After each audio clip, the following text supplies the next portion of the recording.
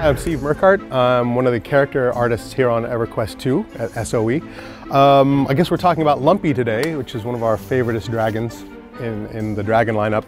Lumpy was born because Dave Brown, our lead character guy, was really wanting to see a dragon that we didn't have in the game, something low to the ground and stocky. All of our dragons are really sinewy and really cool and muscular looking and agile looking, but we kind of wanted one that might just look like a beast, something that would block a doorway. So we ended up with this concept of an ankylosaurus, kind of a dinosaur sort of dragon that you would just have to beat on because it's so tough. So we have the concept art, that went through a couple of iterations, and after that's approved, we take that into ZBrush, where we model him up as high poly as we like. And then since that's way too high poly to put in the game, we export out a lower poly mesh. So it's a little more manageable in the game. And then my other job, paint it up, get it all ready with all the textures and everything. Get that set to go, make other versions. There's a couple of different versions of him. And after I'm done and praying that somebody will make this into a plushy stuffed animal, I send it on over to Chris. Hi, I'm Chris Myers and I'm an animator on EQ2, and I had the pleasure of animating Lumpy the dragon.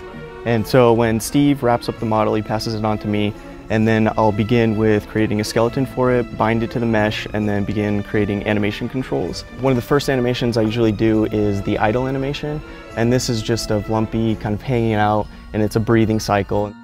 And then I'll do a couple idle breaks to give a little variety, so it's Lumpy kind of shaking it off, and maybe looking around a little bit, kind of digging in the ground. I think there's one of him scratching himself.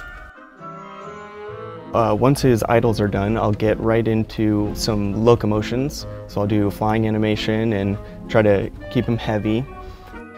And over here we have his nice heavy run cycle, walk, a little slow. And once the locomotions are done, I'll jump right into combat animations, and this is where Lumpy really kicks it up.